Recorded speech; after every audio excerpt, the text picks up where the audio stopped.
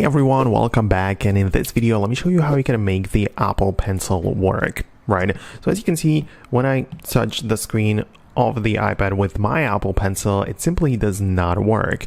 So to initiate the connection, all I have to do is just to snap it, like magnetically connected to the side of the iPad, right? So as you can see, it has to be on this side where I have this little thing. I'm not sure if you can see it properly, but as you can see, there's like this different area on the top of the iPad where I need to connect the Apple Pencil. So as I have it laying flat on the table, I can grab the Apple Pencil like this, in here where this is the area where there's like a flat side of the Apple Pencil.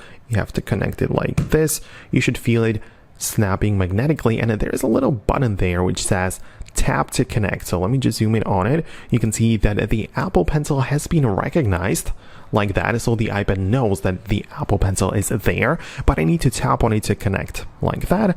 You can see it's now being connected, and the Apple Pencil is going to begin to charge, right? Of course, using the battery of the iPad.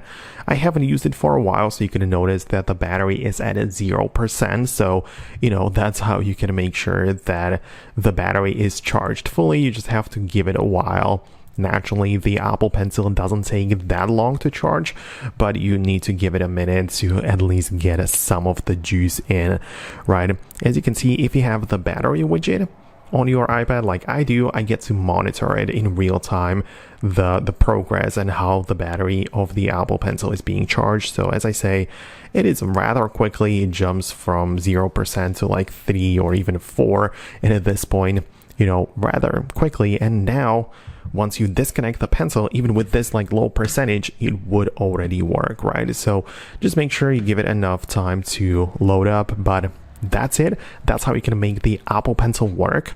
One more and very important thing which you should pay attention to is the iPad compatibility with the specific Apple Pencil.